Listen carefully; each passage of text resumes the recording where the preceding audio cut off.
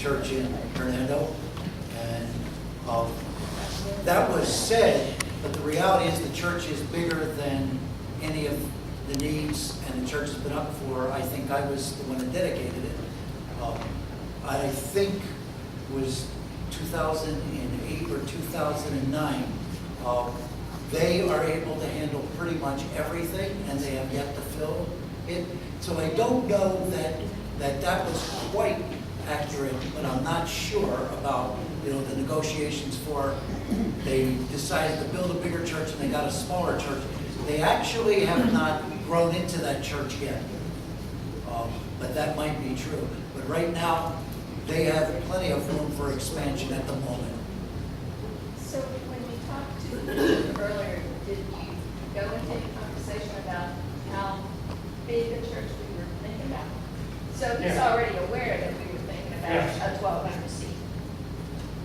The bishop will be involved in, obviously, every decision. The bishop was here, the only parish in northern Mississippi, 3 times this past year. And he's been here many times, and he knows it's very difficult, at times to get a lot of folks in, which is a happy problem. When you have major celebrations and we get celebrations that our church is full, that's kind of a happy thing. But he's seen it, and one of the things Father Bob had to do was say, we have a building committee. See, even that has to be approved by the bishop.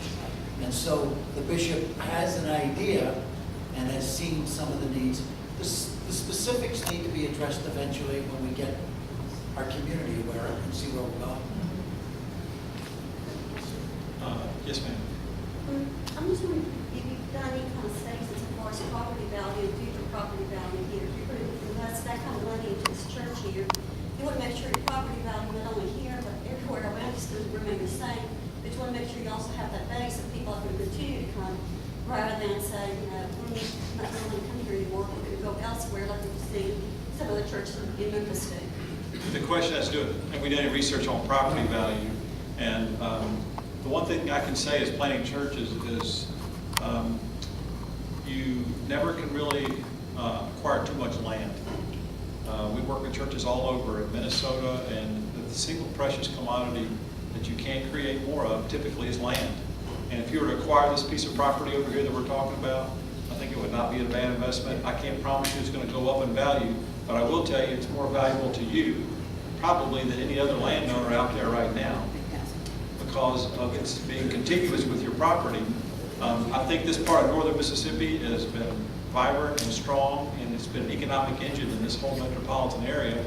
And I know that you're not in Memphis, but you have this powerful relationship to the city as a big metro area.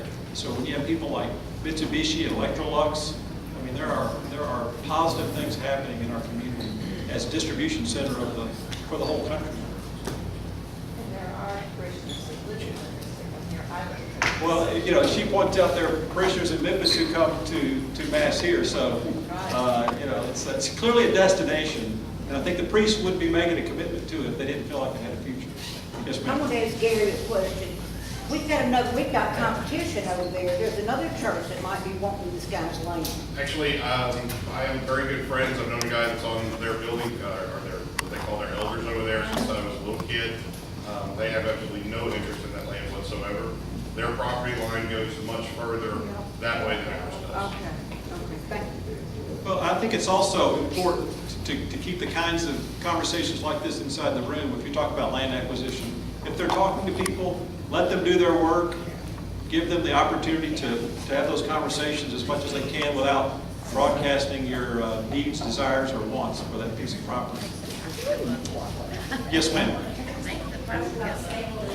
If for some reason the bishop comes back and says he has to have a smaller church, are these plans scalable?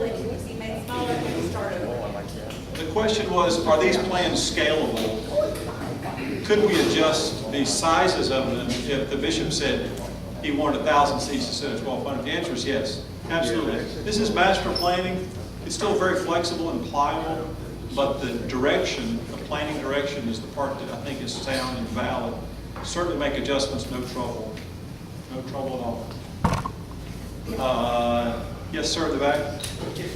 This is kind of a dumb question. Just because we build a church that big, that means people are going to come? understand the logic behind that. We've got 1,760 people here that belong to this parish. We get maybe 900 on a weekend. And we're going, 900 going to go up to 3,600. That's 3 masses, we'll say 1,200 seats. I don't see the logic to that. I'm sorry. Talk about it, we got to plan for the future, too, you're talking about next weekend. I'm talking about 5 years. I mean, babies, they got babies that are coming up. We ain't got that many. We don't have, they're not gonna have that many babies. Well, The cats like, you know, I'll have to say this, that, Joe Suhanen might actually speak to this question. I would imagine that when you built this building, you probably thought it would never reach capacity. Was that safe to say, Joe? That's correct, Carter. When we built this present building that we're in, I was in charge of the committee that